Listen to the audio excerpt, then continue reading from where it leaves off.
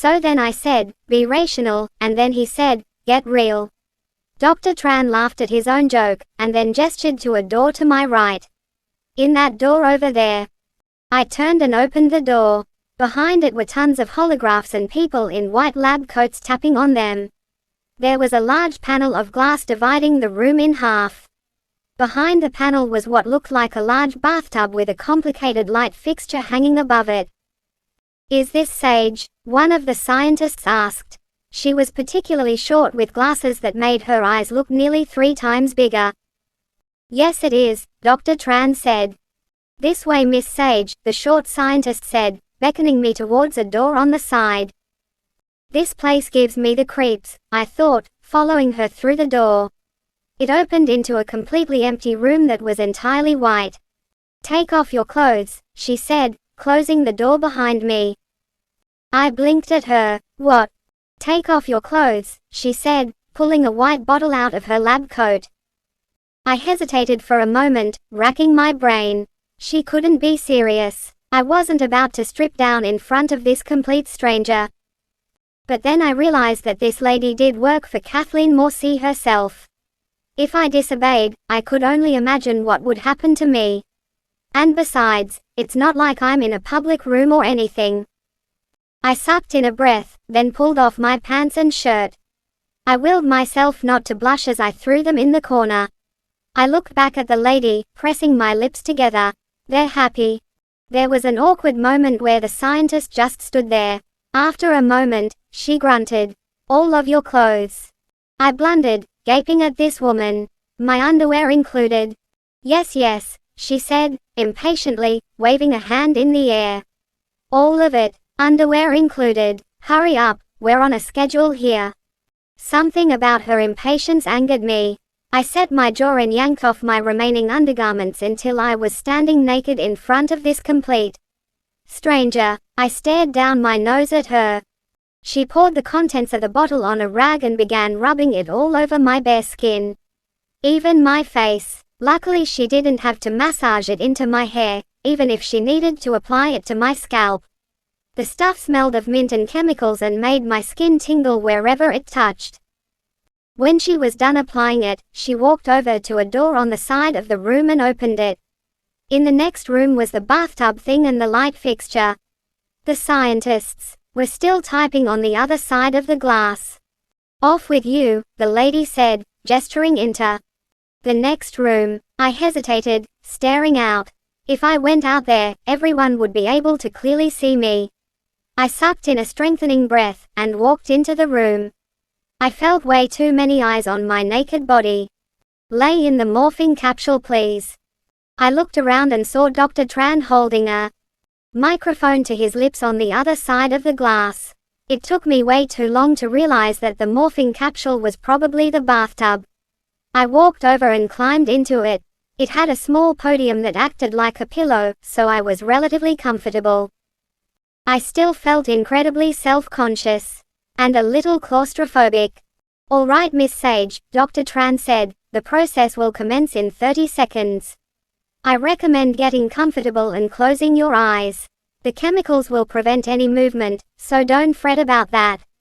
Each metamorphosis takes different amounts of time, so we can't tell you how long it will take. Any questions? I didn't say anything, so I guess they assumed I didn't have any questions. All right. Metamorphosis time. Initiating filling sequence. Starting in 3, 2, 1. All of a sudden, there was a soft humming sound that seemed to be coming from all around me. Curiosity got the best of me, and I raised my head to look at my feet. A blue gel-like substance was flooding in from tiny holes in the side of the tub. The strange part about it was the fact that wherever the substance touched went numb. As it grew higher, I started to panic, trying but failing to move my feet. I'm trapped, I thought, my heart pounding. This was all a trap and they are gonna drown me in this tub because I told Alexandra. With a lot of self-control, I forced myself to lay back down. If I was gonna die, I might as well die comfortably. I stared helplessly as the gel climbed up past my torso and up my neck. The light fixture thing above me was slowly lowering down. surrounding me in darkness. I remembered to close my eyes just in time, before my face was submerged and my mind went blank. Metamorphosis complete. Draining sequence beginning. Light began to filter through my eyelids. My thoughts were slowly beginning to sharpen. I twitched, my muscles sore, though I couldn't remember why. I could feel something draining out of whatever I was laying in, leaving stiff, sticky spots behind.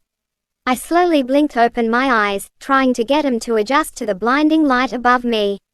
I paused for a moment, contemplating why I was sitting in what looked like a bathtub full of blue hair gel.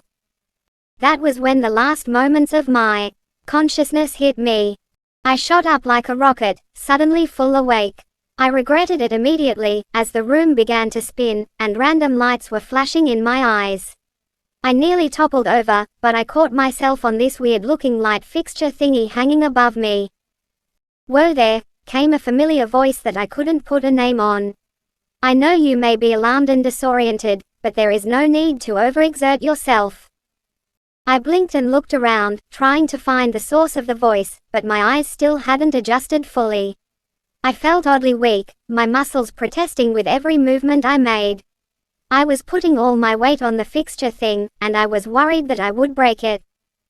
"Sage, listen to me," the voice said, "you are perfectly fine. There's no need to be alarmed. Now, do you see that door on the side of the room?" I blinked a little bit more, my head throbbing. I nodded to get the voice moving on, but I honestly couldn't see anything except for blinding white. And the light fixture I was clinging onto for dear life. "Great," the voice continued. "Janice is gonna come through that door to get you, so don't be alarmed by her presence." "Got it." I nodded again, deciding to just close my eyes until they got used to the light filtering through my eyelids. I heard the sound of a door opening, and footsteps coming toward me, but I strongly resisted the urge to throw a punch in that direction. "Follow my voice," a slightly impatient voice said. Her impatience angered me. I forced my eyes open and squinted at the figure standing in front of me. "It's that lady from before," I noted. "The one who made me strip in front of her." She began to walk back toward the door she came through. I tried to follow her, but just ended up falling on the ground after the first step. My legs just didn't want to work. "Oh Janice, help her would you?" I looked over and saw a familiar man speaking into a microphone on the other side of a panel of glass. A name immediately popped into my head when I saw him, along with a few memories. My brain was still struggling to keep up. Janice made a sour face and walked towards me, but I held up a hand and pushed myself back on my feet. I wobbled, but forced myself to remain balanced. "Why aren't my legs working?" I thought, wobbling towards the door. "How long have I been unconscious?" I managed to get to the door and Janice let me in. The next room was all white, which didn't help the headache that was starting to form. There was a shower and a sink and a pile of clothes. Even the clothes were all white. I immediately stumbled over to the shower and sat under the hot stream for a while. After Janice left, I climbed out and pulled the clothes on. I promised myself that I would change them as soon as I could, because I could not with the all white. I stared at the wall for a moment, clearing my scrambled thoughts. I soon came to the realization that I had to go out the way I came. I stumbled out the door that I walked in through, finally starting to get the hang of this walking thing. "Ah, Sage," Dr. Tran hummed, opening a small doorway in the glass panel and walking over to me. "I'm glad you're awake. I was starting to think you'd stay in that metamorphosis forever." I forced a smile, though I'm sure it wasn't very believable. "Yeah, I'm glad I'm back too. Now, can I go eat? I'm terribly hungry, and thirsty, and stiff."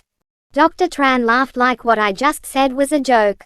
"Ah yes. Well, being out as long as you have will do that to you. But first, I would be very pleased if you were to give me a small demonstration of your new power." I blinked. "I don't know what my power is." "It's the power you had in your Fear 3 simulation, of course." It took all my willpower not to shout at him that this wasn't an of course situation. No one had told me this. "Oh, right. Well here I go." I had no idea what I was doing. After a moment, I decided that I'll just stick to something simple, just like what I did in the simulation. I held out my hand, thought about iron, and forced all my energy on it.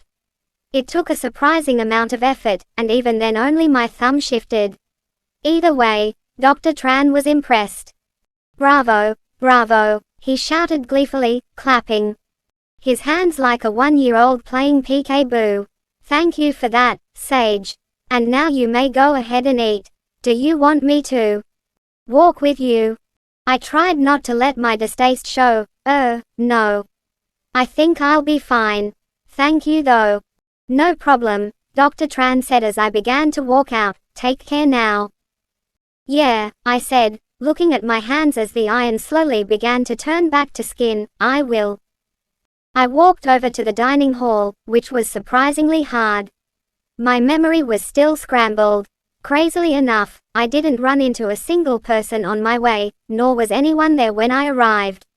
Well, besides the waiter, but he hardly counts. "Me, Miss Sage," he stammered, obviously not expecting me. What can I get for you?" I looked at the recently installed menu. They had put it up after I kept asking the waiter to choose what I ate. Everything seemed so good. How was I gonna choose? I'll take a bacon burger, a large handful of fries, 2 breakfast burritos, and I grinned, a ham and cheese sandwich. The waiter looked baffled. "Is that all?" "Oh, and an extra large chocolate milk."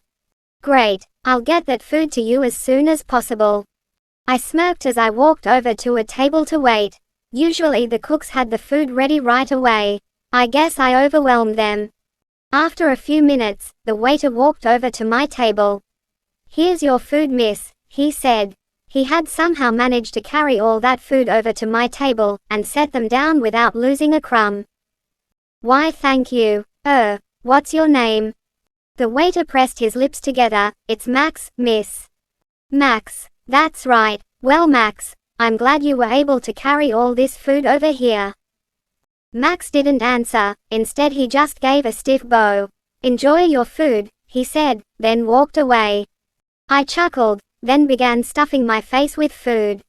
I nearly choked on the strawberry I was chewing on. I had to show around this kid. If Kathleen couldn't handle him, I definitely couldn't handle him. And I don't think she will be happy if I force a knife through his heart on his first day here either. I must have been making a stupid face, because Harvey was smirking at me. Through the corner of my eye I could see Alexandra giving me a pitying glance. I forced myself to straighten and sit in an almost bored position, something I learned from Olwen. I popped another strawberry into my mouth and nodded my head in greeting. Harvey's smirk just grew wide in a way that made me really want to throw an iron-fisted punch at his face. "See who's smirking then." But then Kathleen turned back toward Harvey, who looked at her. "Well, that's about everything I have to say to you. I have a meeting to get to, so I'll leave you with that.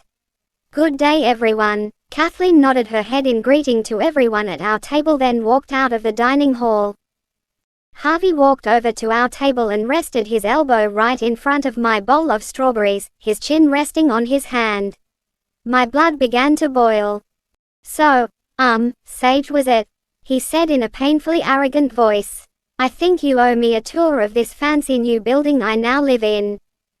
I pressed my lips together and leaned back in my chair. "I don't think I owe you anything. And also, you get to live here, so don't expect to be treated like the king of the place. Now let's go, so I can make it back in time for my boarding relay race." I stood up and stormed toward the door, Harvey on my tail. I could almost feel the steam rising off of me and the smirk he was shooting in my direction. This was torture. I'd known this kid for less than a minute and I was ready to kill him. "And this is the hallway leading to the rooms. Ask Frank, the butler who walks around the place, where your room is. Or you can just choose a random one. I don't care." I decided to give him the tour that Alexandra gave me, adding a few things of my own. I didn't leave much room for Harvey to speak, meaning that it was somewhat bearable. But I still had to put up with his stupid arrogant smirk. And that's pretty much all that's interesting about this place. Any questions? Just one, Harvey mused. folding his arms and leaning against the wall. Is there any competition? Competition? What the heck did he mean by that? We do occasionally have hoverboarding races, if you're good at it. Harvey just laughed. No, I mean, do I have any competition? For what? I sighed, folding my arms. I could tell this guy was pulling my leg, but I forced myself to remain patient. For you, of course, Harvey said, smirking so hard I wanted to scream. I had it coming, didn't I? Dang you, Kathleen, I cursed mentally, pressing my lips together. Why the heck did you make me show this guy around? He's such a moron. If you're asking if I have a boyfriend, the answer is no. If you're implying that you're gonna try to be with me, I only have one response to that: in your dreams. Now if that's all, I have to go boarding with my friends. With that, I turned on my heel and headed outside, where I knew Alexandra was waiting for me. Oh good, you didn't start without me, I said once I'd made it to the racing track.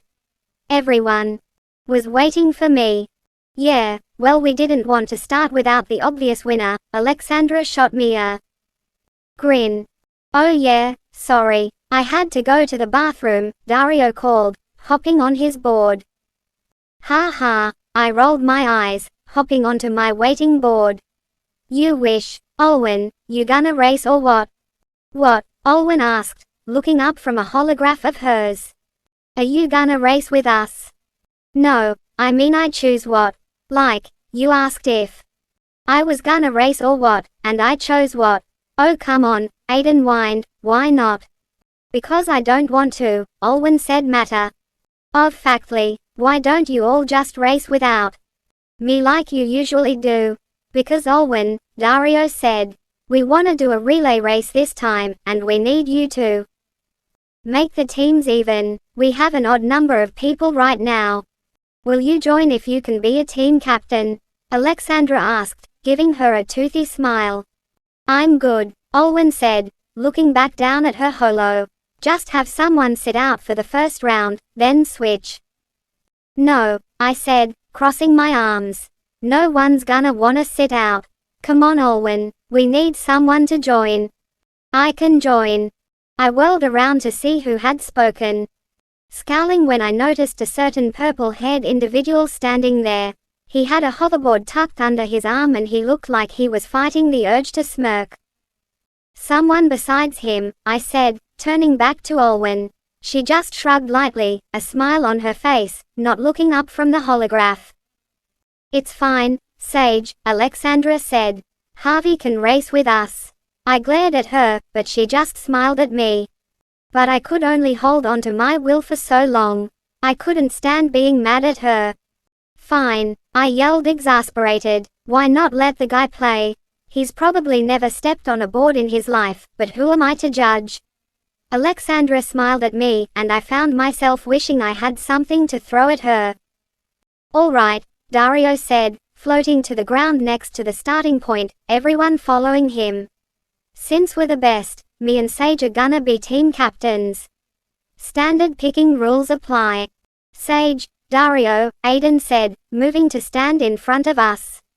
I'm thinking of a number between 1 and 27. 13, I immediately said. Whenever I have to do this, I always do the number right in the middle. Better safe than sorry. 14, Dario said, smirking slightly. Very typical of him to choose his lucky number, especially when his lucky number is only 1 away from the number I picked. Dario wins, Aiden said. The number was 27. Oh come on, I cried, throwing my hands into the air. What idiot makes their number the highest possible? Him, obviously, Dario said, grinning, and now I get to choose first. I pick Aiden. I grumbled at him, but then realized the upside to him choosing Aiden. Fine, I said. Then I choose Alexandra. Alexandra smiled, then hopped over to my side, her board following the pull of her bands. Then I choose Jace, Dario said. I glanced over to see who was still in the lineup, then froze as I realized what that meant. Wait, that means that I get to be on your team, Harvey said, walking over to stand next to Alexandra and 1. I muttered some really angry things under my breath and turned away from him. Fine, I grumbled, but if we lose it's your fault. Deal, he said, and I could hear the grin in his voice. Olwen, will you tell us when to start? One was honestly really impressed he remembered her name. It took me days to get everyone's names straight. But of course I didn't tell him that. Sure, whatever, Olwen muttered, still not looking up. You ready? Almost, I said, grabbing 2 sticks from the ground and handing one to Dario. This is the weird relay rod, or whatever it's called. Great, he said, turning to his team. Jace, you go first, Aiden you're next and I'll go last. We'll end strong. Well in that case, I said, turning toward my team, I'll go first, Lex you'll go after that, and then. Well you know, we'll start strong just to spite them. Alexandra nodded and flew over to the other side of the racetrack where I'd be flying to. Alden followed her. All right Olwen, we're ready. Go, Olwen said in a bored voice, still staring at her holograph. Jace was surprised by her unceremonious start, but I was expecting it. Knowing Olwen, I wouldn't have expected anything less. I zoomed toward Alexandra, who was jumping up and down on her board. Woo yeah, go Sage. I laughed at her enthusiasm, and swerved downward to avoid a low-hanging tree branch. You suck, you can't do this, I heard Aiden call, wrinkling his nose with amusement. That's one way to do it. Don't cheer for your teammate, just boo the other team. Noted for when it's Harvey's turn, I thought, smirking. Just a little bit more, come on. I zoomed forward and let go of the stick, hearing the hum of Alexandra's hoverboard rushing towards Harvey. I landed on the ground, watching as Jace rushed forward and handed Aiden the stick. We were in the lead. Come on Lex, you got this, I cried, as Aiden zoomed after her. Aiden was pretty dang good, but I knew Alexandra could beat him. It was Harvey that I worried about. I hadn't created enough of a head start to afford an awful teammate. Alexandra laughed and looked over her shoulder, catching Aiden's eye. Alex, he called, look where you're going if you wanna win. Smack. Alexandra had forgotten to duck under the low-hanging branch, and it smacked her right in the back of her head. She would have tumbled to the ground, but her hoverbands reacted to the sudden motion and stuck to her board. She flailed her legs around as she slowed down, trying to pull herself back onto her board. Aiden laughed as he passed her, quickly speeding towards Dario. Come on Lex, you have to get back on. I need you. By swinging it to the side, Alexandra managed to get one leg onto the board and pulled herself up. She didn't drop the stick either, though I have no idea how she managed that. She sped forward and dropped the stick in Harvey's hands, but Dario was already zooming towards the finish line. Well, there goes my dignity, I thought glumly, already imagining the triumphant looks on the boys' faces when they win. I can't believe my fate's in Harvey's hands. This stinks. Those thoughts were swept right out of my head the moment Harvey got going. He leaned forward so far I thought he was gonna fall off his board. He didn't, instead shooting forward at top speed. He was going faster than I've seen even Dario go. And despite his speed, he dodged around the obstacles with ease. He's gaining on Dario, I muttered. How is that? Jace blundered, shaking his head. It was true. Dario was too cocky, taking his time to make sure things looked impressive. Harvey was gaining on him, only 10 feet away. Dario, Aiden yelled from behind him. He's gaining. Dario looked over his shoulder, a confused look on his face, to see Harvey quickly closing the gap between them. He jumped and sped up, but it was too little too late. Harvey and Dario were neck and neck, going so fast they were a blur. It was almost scary, watching the determined looks on their faces, racing top speed in my direction. It was too close to call, I had no idea who was gonna win. Then, just about 5 feet from the finish line, Harvey jumped, soaring off his board, over the finish line, and winning him the game. Oh, I screamed triumphantly as Harvey hit the ground next to me. We have our winner. How the Aiden sputtered, hovering over and landing next to Dario, the newbie beat. Dario, can't even beat Dario. Wow Harvey, Alexandra said, landing next to me. I didn't know that you can hoverboard. How could your family afford it? Oh, Harvey said, scratching the back of his head. I guess they were just very important people and had the money just sitting around. Well dang kid, I said. All that practice must have paid off. And better yet, we won. In your face. I stuck out my tongue and pointed at Alden's nose.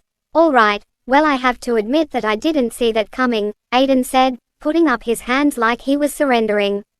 Well done man. I mean, you probably can't beat me, but good job creaming Dario. Harvey laughed. Very likely, I can probably beat all of you. Excuse me, I demanded, crossing my arms. I could beat you any day. And I'll prove it. How? Bout a free-for-all race, huh? What do you say? Oh, you're on, Harvey said, summoning his board with his bands. Great, I said. What about you Aiden, Jace, Dario? Hey Dario, where are you going? Sure enough, Dario was marching back towards the compound, his board following the pull of his bands. Not everything's a competition, he yelled, throwing his hands up in the air as he stormed away. Wow, I said, what's up with him? I'll go check it out, Aiden said, hopping on his board and racing after him. Just go ahead and start the race without me, he called over his shoulder. I squinted at the slowly shrinking backs of Dario and Aiden. Was Dario upset about losing? I never took him for the sore loser type. But then again, I've never seen him lose before. All right, I said, clapping and turning back towards the others. Then I guess it's just us four. I looked around at the small group of teens. It's sad Bailey's not here. She's not that good but she can still board. Yeah, Alexandra said, but this group is fine. Let's race. I laughed and hopped back on my board. All right, are you ready to go down Harvey? Harvey chuckled and stepped onto his board. We'll see about that. Hey you dingbat, back up. The champion must enter the building first. Champion, places. Excuse me, I totally beat you in that race, meaning I'm the best. You did not, you cheated. Harvey and I had argued about the race for the rest of the day.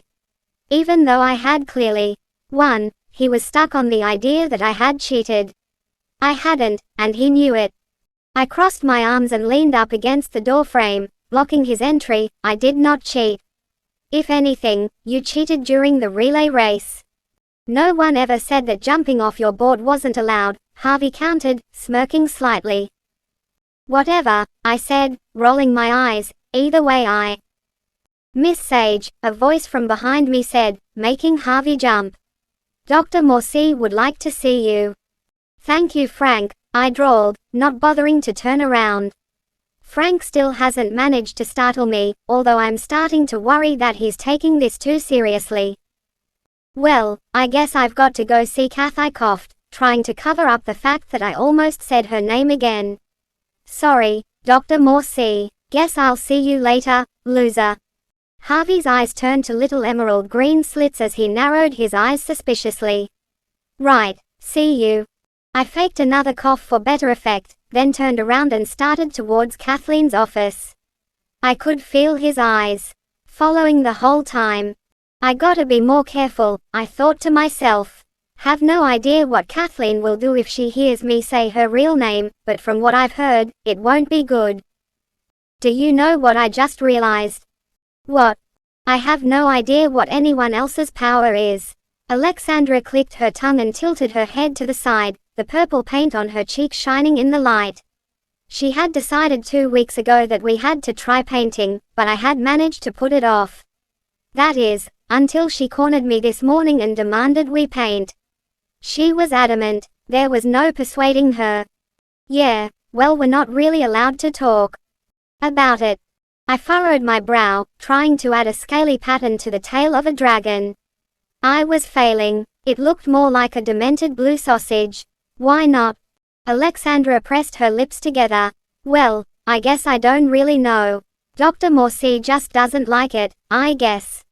Huh, strange, I muttered, dipping my paintbrush into a puddle of white.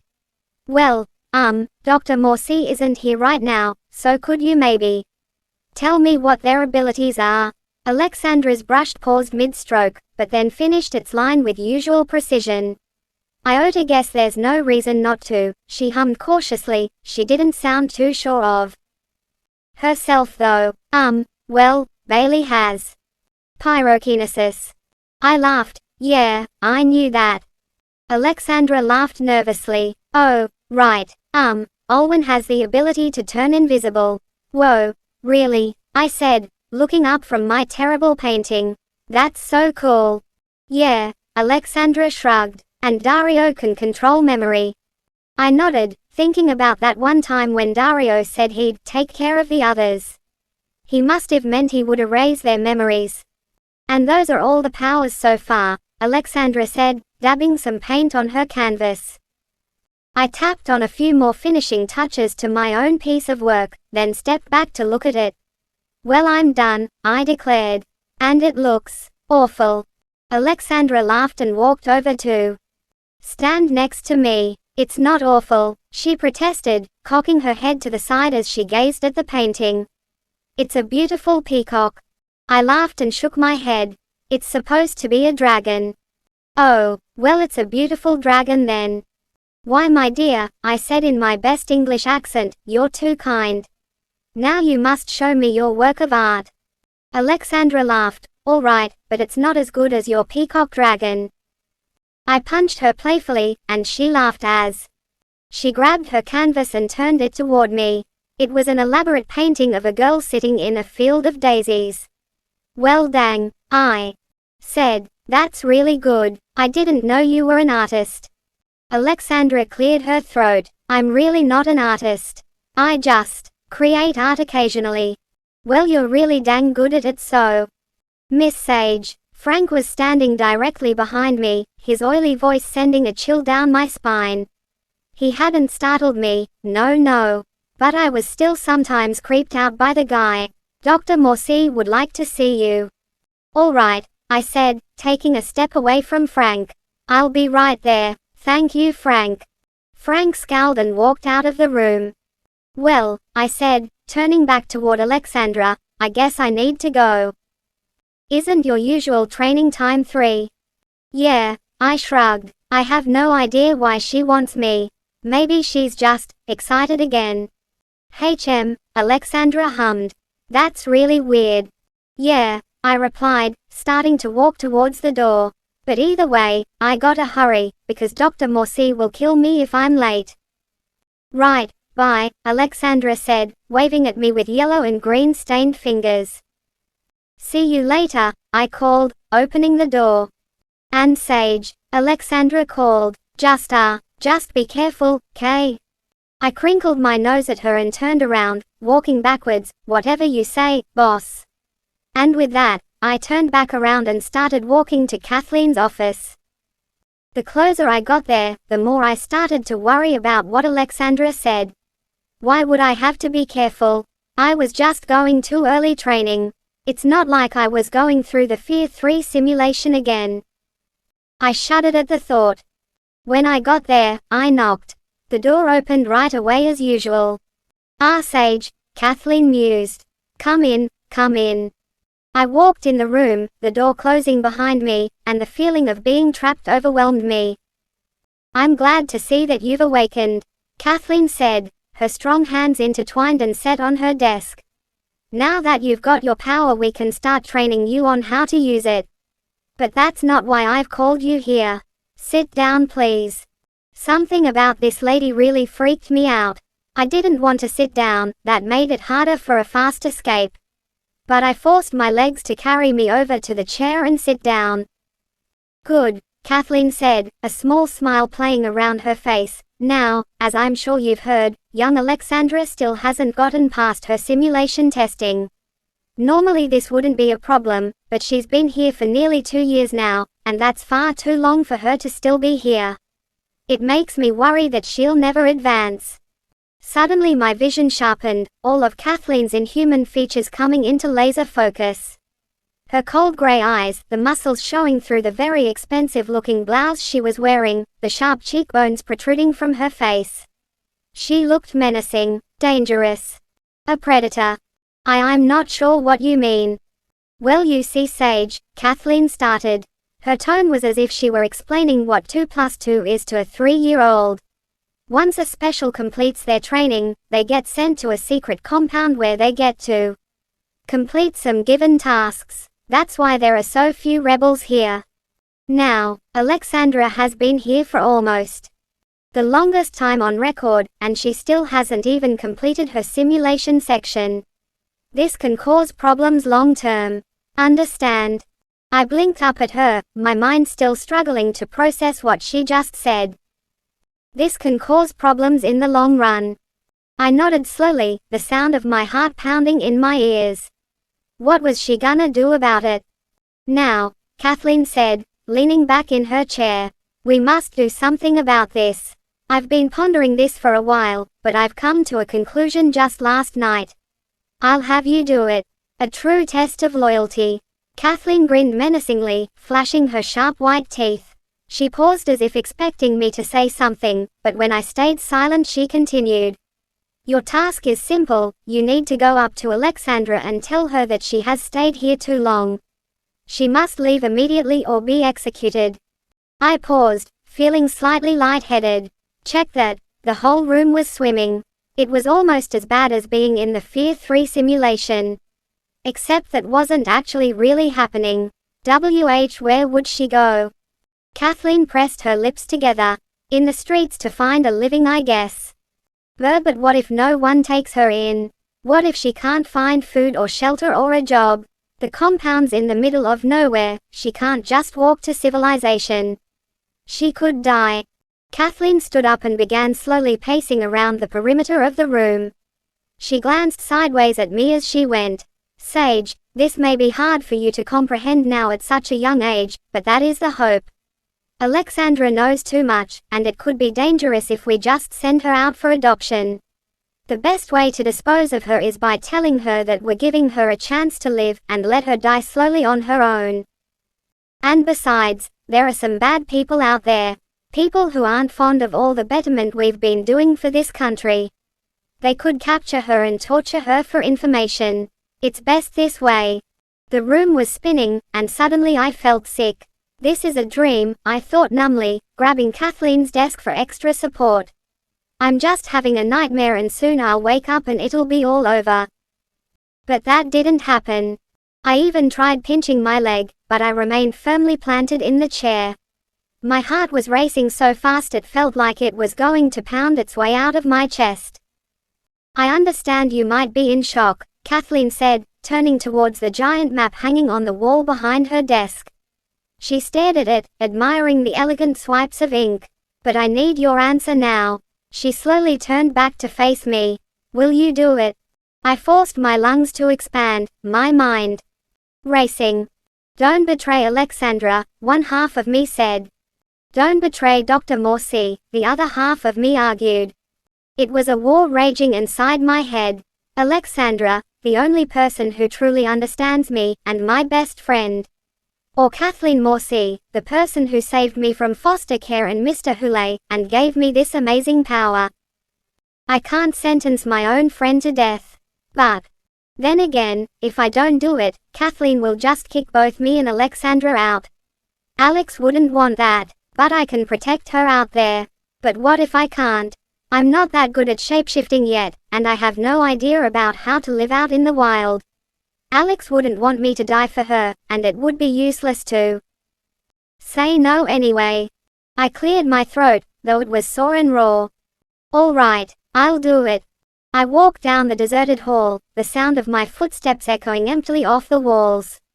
Just like the thoughts in my head, repeating. I said yes, meaning I had to get rid of Alexandra, my best friend. I had to tell her she had failed, and that she had to go to her death.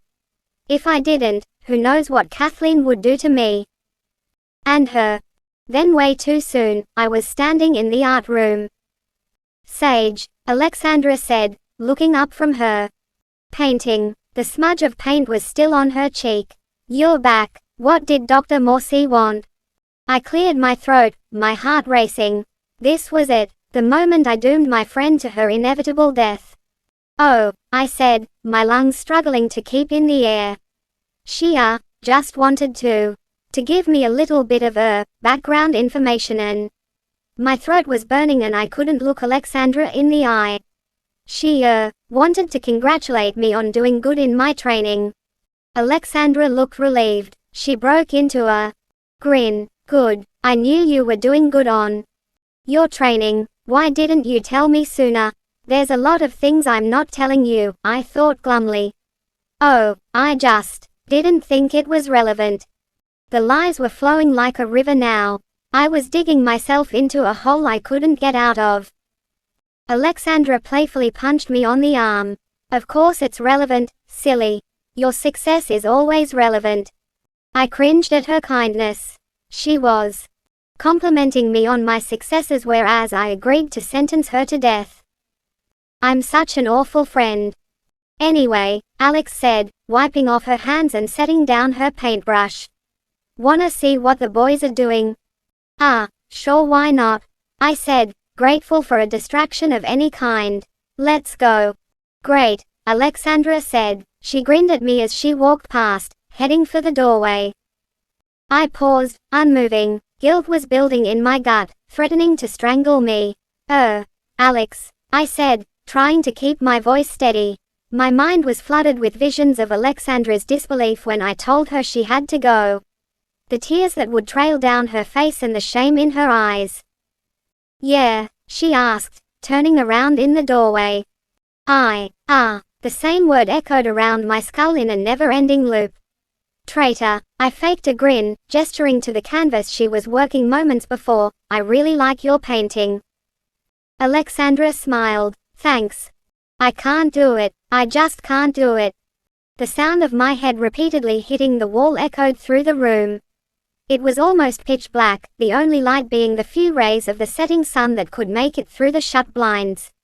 I would normally think it was a beautiful time, but the constant guilt and crushing misery were distracting me.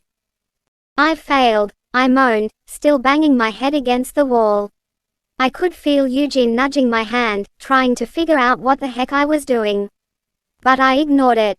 I had gone a whole day with this order to dismiss Lex, and still haven't mentioned anything to Alexandra.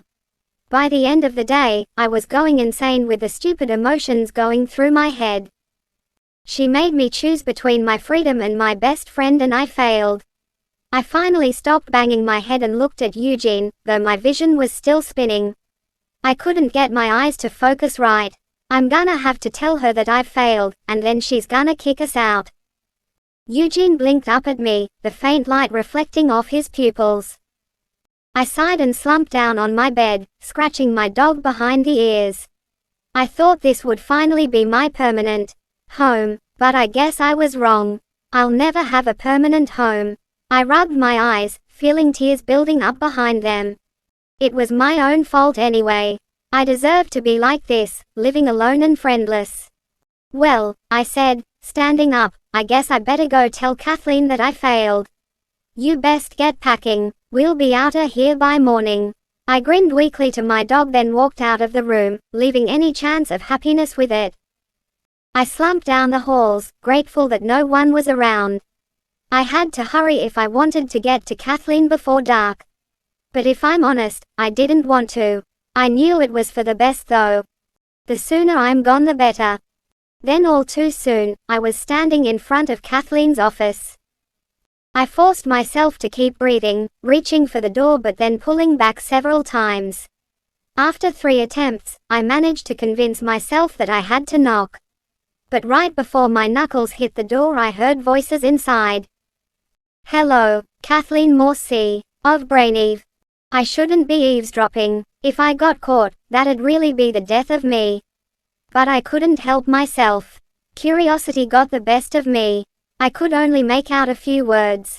But when I carefully pressed my ear to the door, the voice grew clearer. Yes, I need to speak to Commander Kazman, please. Pause. Commander, I just called to check on the status of New Japan. Another pause. Great, in that case, I need you to strike another area. Take Calvin and your troops and move to the Koreas. But make sure that they don't get the news out. A long pause. Yes, I am aware that there has been some rebellion in Taiwan. Just get to South Korea. I'll send Jasmine over there if I have to. Biggest pause yet. Well then tell Prime Minister Amida that he better bow down to me or I will bring out Skylar. Show him the video if you have to. Pause. Yes, I'll take care of it when I come this weekend. Pause. Alright, thank you, goodbye. Commander. I backed up from the door, my heart racing. My breathing was starting to speed up. She wants the Prime Minister of New Japan to bow down to her, I thought. My thoughts came in panicked rushes. She already has Taiwan, and now she's moving to South Korea. She's taking over countries one by one. That's why she's bothering to care for a bunch of teenagers. That's what she does with us after we've finished our training. I turned around and sprinted aimlessly down the halls. All the messed up things about Kathleen Morsi were clicking into place. Why she disappears every weekend, why she looks so pleased when I do well in my training, why she even bothers to train us in the first place. Why she wants to get rid of Alexandra. I was so lost in thought that I didn't see Harvey coming out of the dining hall until ran right into him. Oh, sorry, I stuttered, avoiding eye contact. Harvey, have you seen Alexandra this late? Harvey asked, wrinkling his nose. I'll bet she's in her room getting ready to sleep. Great thanks, I said, stepping around him and continuing down the hall. You're welcome, Harvey yelled after me. And I could hear the usual smirk in his voice. I continued to run down the hall, my thoughts swimming. I didn't stop once on my way to Alexandra's room, though my lungs were burning. When I reached Alexandra's room I pounded on the door, but I didn't wait for a reply to open it. Sage, Alexandra cried, a brush halfway through her hair. What are you doing? I closed the door behind me and leaned against the wall, trying to catch my breath. After a few agonizing seconds of silence, filled only by my desperate pants, I managed to sputter out an answer. There's something important we need to talk about. What is it? Alexandra asked, shifting on her bed so I can sit next to her. I sat down, gasping for air a moment, until I was able to breathe regularly. Then I started to tell the story.